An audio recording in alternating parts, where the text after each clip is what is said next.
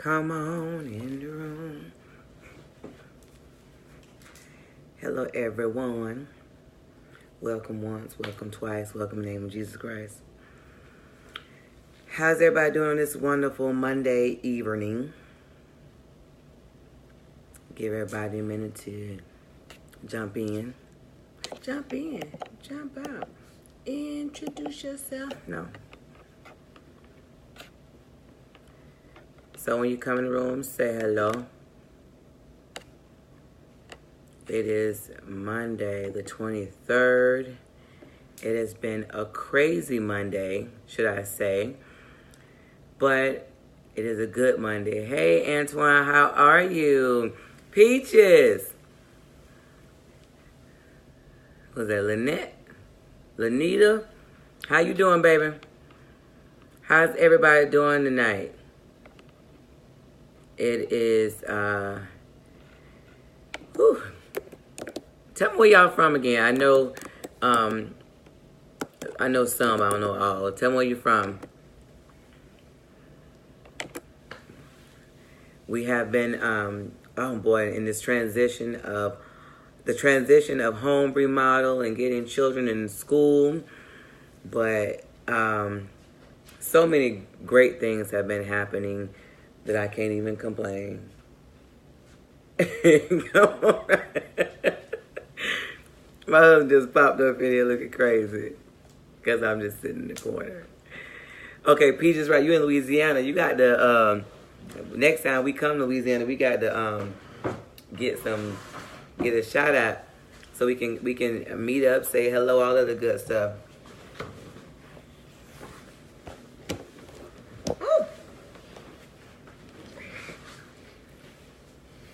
Why you looking crazy? Just silly self. I look dark-skinned. Let me fix it, baby. No, don't worry about it. Let me fix it. So you won't look so dark skinned. You chocolate now, baby. I like chocolate. Who else in the room,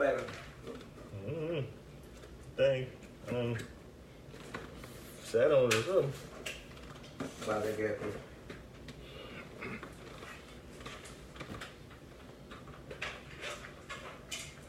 You look less dark skinned? Not really. I look like I got some light on my face. Is this movie? Is it better? Antoine from Harlem, New York. Now I reside in, I can't see, You can't see? South Carolina. You know my fingers press all the buttons. Oh, Jesus. Mash all the buttons. Well, don't mash all the buttons, baby. They say, what's good, Big Ced? What's going on? You might have to sit forward, honey. You want me so you leaning back. Like Fat Joe, lean back. Lean back. Yeah. Lean back. Really? What you doing? So anyway, how's everybody? What did you got going on your screen, babe? You didn't mess with everything. I didn't mess up nothing. He had some little hearts or something, some emojis or something. I didn't put that there. All right. So anyway, before we get up and going, if you get a minute to go on the left-hand side of your screen and share to your page to tell everybody we live in this place. Invite some of your friends. That's the good side right there. That's your good side? Mm-hmm. So, question. Has everybody seen the shooting recently of, was it in Clearwater? In Clearwater. The young black man that was shot at the gas station. Did you guys see that with his family? So if you get a minute, let me know if you if you have seen the shooting that happened at the gas station in Clearwater. So the story goes, roughly, is that there's a white gentleman that I guess has a parking space that he likes, that he has deemed as his own at a gas station. It's not his gas station, and he regularly will harass people that's in that parking space. I'm trying to find it, Peaches, so I can put it on our page. He regularly harasses people about parking in his parking space, but he liked to call them niggas and do stuff in their face about it. So one, I guess what happened, I think it was Thursday, it happened where a young boy went in the store, young man, I'm not sure of his age, went into the store. He came back out to see this white man standing over the car where his girlfriend and his children are, and he pushed the man away, and the man shot him and killed him. And they refused to press charges, saying that it was stand your ground. But this particular guy had been baiting everybody about the particular shooting. He had been baiting. And my question to the men that are on here, or even the women, what would your man would have done? What would your husband have done? Men, what would you have done if you walk back to a car and you see a white man going off on your children and your wife in the car, and you walk out the store? What would be your normal reaction? Because I've talked to a few gentlemen, and they're like, it'd have been the same thing. But actually, I haven't talked to Cedric about it. What do you think your response would have been? Same thing. Same thing. So, like, what it makes you think about is that it could always be you. Like, these situations with all this death and killing is, oh, Curtis, we ain't talking to you no more. We broke up with you now. We broke up with you. All this death and killing, it seems like it's always on TV, but it could just be, it's any family away. That is another family that is now got a father, husband, boyfriend, gone, son, brother. So my question is, like, that I don't understand what it is that we can do differently, or how do we stand together, prepare ourselves for things like this that's happening? Because this ain't cool. But I really, when I saw the video, I honestly thought that would have been something Cedric would have done. And then you just heard him say that's what... First ask question later, I guess. I mean, but you're not going to get stand your ground. It would become what? Beirut. But you know what? But Earl, you just don't think that when I go... I'm going to store. He went in the store to get candy for his children and came right back out. And this man, white man, is sitting there, talking real crazy, aggressive, in the car with your children and your wife or whoever. I just don't know how do you even prepare your black men, your black children, your sons, your husband. Hey, Jay Nicole, how do you prepare your family for this? Because it just seemed like it's getting crazy. I mean, somebody has lost a dad, a son. And, I mean, in Orlando, we had 13 or 14 deaths last week. 1 week. And these are black men. No, there was a... Well, I'm not saying just only black men, but one of them, they shot a black... Pregnant lady in the daytime. So, like, we look at things as... I mean, I remember before when we would make a reference to high crimes, it was like Detroit and Miami. Now it's... everywhere. Mickey Mouse. I mean, who has that many deaths in 1 year, in 1 week? And I'm trying to find this video. So for the men, I know I saw Antoine on here. What do you think? How would it be for you if you walked up to the car and see a white man going off on your wife and your kids? I mean, would you just be like, okay, it's all good? Or would you be like most people would be tripping? I'm trying to find the doggone shooting. I don't know how to, I think it was Clearwater. Yeah, here go the video right here. But it is absolutely nuts to me that you gonna shoot somebody over a parking space and then get to be able to claim stand your ground. You stand your ground because you deemed a parking space yours. Right, a gas station that you don't own. Right. That you are a patron like everybody else. So I know that everybody don't like to necessarily write, But if you would like to come on and vocalize your opinion or what you would have done, you're more than welcome to come on camera as well. I have sons. So it bothers me that this is the world that we live in, that now I have to be protected, that my sons are in a place where they can be shot and killed for just simply being black, being there. And then not just my son, but my husband. Because if you had a husband that didn't protect you or didn't do anything, you would feel a certain type of way as well. But then now I got a husband that, now I got to worry about if something happened, what would my husband do, and if he would be around, if he did something.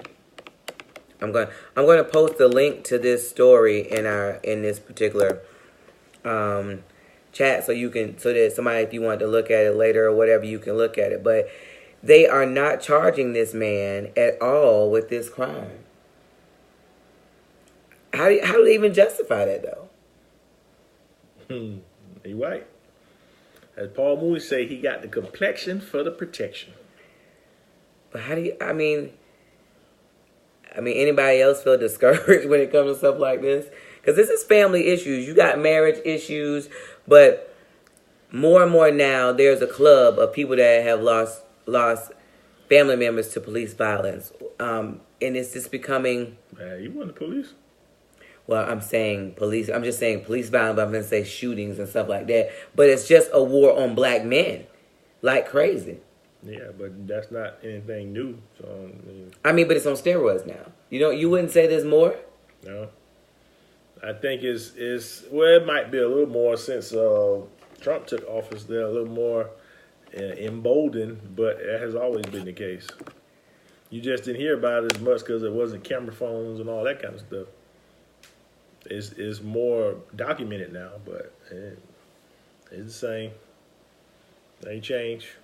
So what are your thoughts as a black man, a father, or a dad? Like, when you walk out in the world, do you think about it? Well, you have to be mindful of it to try to stay alive. You know what I'm saying? Try to keep yourself out of certain situations. But some of the younger generations, they think that they're invincible. They don't care. Well, I think that they don't think it'll happen to them. Right. So now, knowing that man had a gun, if that was us, is that you tapping on something? Yeah. Knowing... It's that picture. Oh, knowing that man had a gun, and saw what happened, would you do something different in hindsight? If it was, As always, you have to be vigilant. So you can't just push somebody to the ground and then don't pay attention to what they're doing next. You know what I'm saying? Because it had to be a reach or something. Right. You get what I'm saying? So you have to be paying attention to what's going on, especially when you in altercation or disagreement with someone else. You have to be ready for any type of situation. So you see him reaching, you to try to get somewhere and get to your situation. So I know this is not the average conversation that we have about, God, people making stuff, about, about marriage, but this is part of the family. This is our black family, our black community. His kids saw him die. I thought you said he went in the store. He came out the store to the car where they were. No, after he got shot, you said he went in the store. I'm saying, but I'm sure the wife went back in there. The girlfriend went back in there with him. But what I'm saying, the kids saw him get shot. Right, they didn't see him die. But why would she get out the car and go in the store? The man shooting. So you wouldn't do that. She can't sit there beside the car. I would leave too, because you sitting right there beside the car, you were sitting duck. So you either gonna move or go back. I would leave. If I had time to, I would jump in the car. You get what I'm saying? And leave, but... No, I'm saying, though, you saying the wife was already sitting in the car, you said, right? Right, but she had got out when he came out the store. At some point, it was not the wife, it was the girlfriend. But I'm saying, if somebody shoots you, I'm not going to just sit there because I could be. I mean, he was already yelling at me, so I'm going to do something. So what would that be at that point? What would I do? Nah, that depends on the person. Because sometimes the wives have guns too. You need to shoot too. Oh, if you you shoot my husband, yeah, shoot you. Shoot you too. And you standing your ground, so no charges for you either. But you know it don't work that way. Hey, we'll get you a lawyer.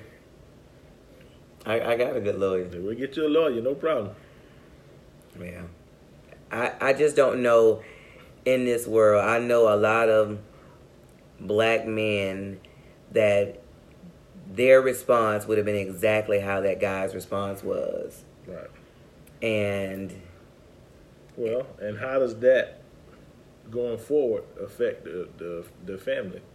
Since we're about relationships, how does that affect the girlfriend, fiance, whatever the case may be? We'll never know if she would have been a wife. The kids, you know what I'm saying? All of that. well, there's just now 2 black boys that's raised without a dad.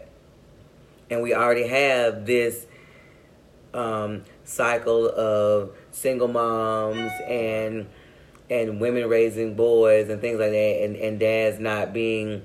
Well, and all of that too, you think about if she decides to get in a relationship in the future, the strain that's going to be on her relationship to have 2 previous kids, especially boys, stepfather, that whole dynamic has to be navigated. But it also, I would think, when you have a tragedy that great, now if something happens, do she want them to defend her? You get what I'm saying? Like, you get what I'm saying? Like, there's a fear there now because I know she didn't expect him to go to the store and get shot and killed in the store. Right. So at some point in time, you don't know what. Like, I want to hear from people. Like, I see Tanisha on here. Right. And I know Right. Abasi. What do y'all think? The Black Love family. What's going on? What do y'all feel about the situation? Right. I mean, I know this is not the average, just okay, marriage stuff, but it's very important because it's happening so frequent that, you know, tragedies, death, things like that cause tension in your marriage and in your family. But not only that, but if you now become a single mother because he was protecting you, is there a level of guilt? You know what I'm saying? Is there, maybe I should have done something differently? Some people have hatred toward the guy because he's still walking around, still alive. So now Earl said, well, dude better move because this is not over. The goon squad is most likely looking for him. And Tanisha said, I don't know the topic is, just came on. Okay, so there was a shooting in Clearwater where this white man was bothering this black woman and her children, and while her boyfriend was in the store. So when he came back out, he saw them over the car, so he pushed the dude away from his family. The dude took out a gun and shot him. The police are not charging him at all with anything. They doing the stand your ground. So the question is, I asked Cedric, you know, what would your response have been? And he said the same thing. And like I'm saying, Tanisha, I know Abasi, if he sees somebody with you or the girls, he gonna do the same thing. Right. And that dude did not expect to be shot going in the store to get candy for his kids. And so, you know, our whole thing is like well, it's first of all, it's just becoming way too common for our black men to be killed. Police, in the climate that we live in, it's okay for white men to shoot and kill a black man, a black girl, and it's okay. It's not, I mean, it's on video and it's still nothing.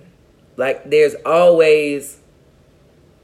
Right, and that's the thing. The whole stand your ground thing is if you're being attacked, not if you're the aggressor.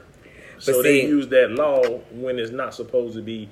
Just like with Trayvon Martin, they talking about stand your ground. You following that man, bothering him. So how can you stand your ground because you getting your behind whooped when you bothering somebody? That's just the way it is. Well, you know the thing about it is that, like Earl said, the goon squad looking for him, but I don't think so because just like with Trayvon, everybody was pissed off. Nobody had a bigger rally in March than we did for Trayvon when that happened. But nobody do know George. George Zimmerman around here still in Orlando and Altamont and Sanford. George was in hiding. He was not in hiding. Yes, he was. Not that. Well, you tell me no real Negroes couldn't find George if they wanted to. When it came out, he was in Texas originally after that happened. And then years later, he came back here and got shot at. Baby, he was here. No, he was baby, not. he was here because I remember. No, he wasn't. The girl that was years later. After that situation first happened, and when he first got off, he went to Texas because he got pulled over in Texas and had it on the news. Then years later, that situation happened where the guy shot at him, and that guy went to jail, and he was right for shooting at George Zimmerman because his dad is a judge. And he connected. Right.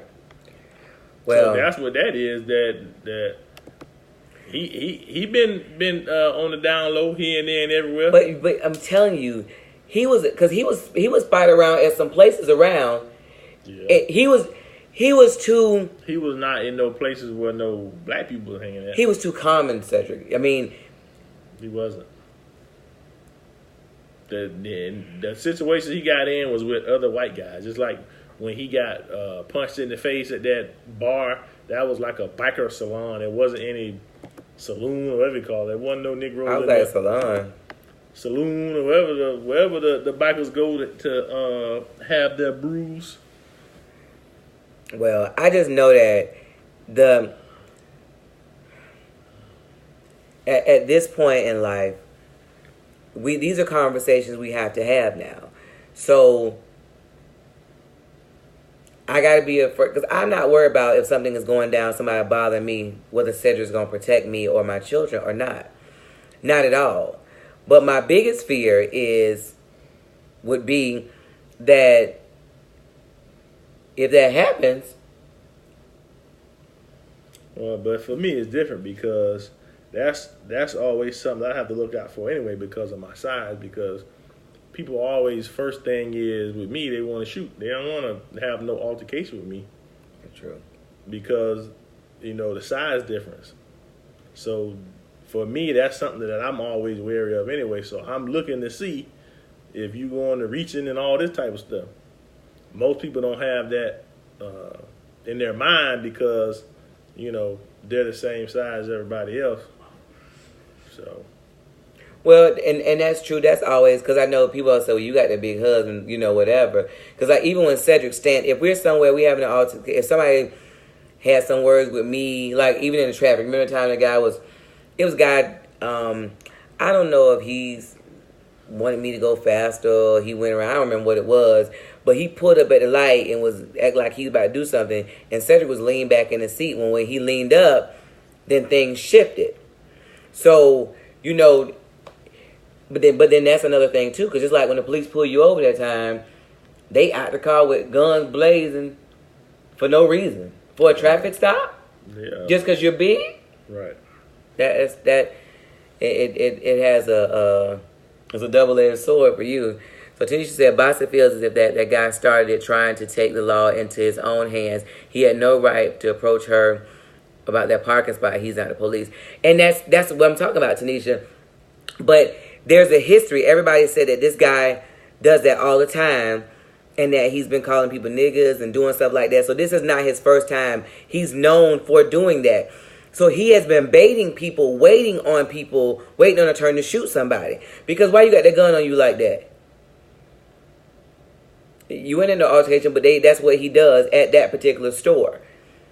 And now you got a man that's dead protecting his family. Because, you are allowed to protect your family under the law, but the attorney was telling me you are allowed to meet force with force.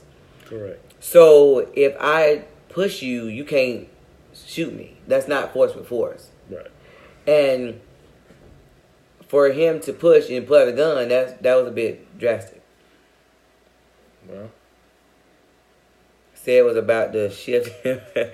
Listen, yeah, Cedric had a couple. It's good because people don't bother me as much when Cedric is around. But then I do think about the fact that we've had interactions with the police, and they are very intimidated just from the beginning. They waiting on an opportunity to do something. We got pulled over one night coming home from my sister's house, and they surrounded the car, and then they came up to the window and said, "Okay, never mind." Was what they said, something like that. Foolishness. And I said, "Never mind," because at the time I'm working for a law firm. So I was like, "What do you mean, never mind? What'd you pull us for?" "Oh, there was a robbery in the area," and met the description or something like that. I don't know what he said. And I said, "Well, what was the description?" He was like a black man in an SUV or something to that effect. And so, Nah, it wasn't even SUV. It was some kind of other kind of car. It wasn't SUV. but I said, "Well, so how would you say never mind? Because it's still a black man in what was description. He said, "Well, you got your wife and family in the car." That made no sense to me because people do crimes all the time with different people in the car. So, but my thoughts was if Cedric had been by himself, what would have happened that night? You know what I'm saying? Right. If they would have bothered you to see if they got a different response or what, I don't know. But, this broadcast is just to put food for thought. They coming after our black men. They are coming after our families. They have no value on husband and wife. Right. No value on women. It's just crazy. So, you have to have these conversations.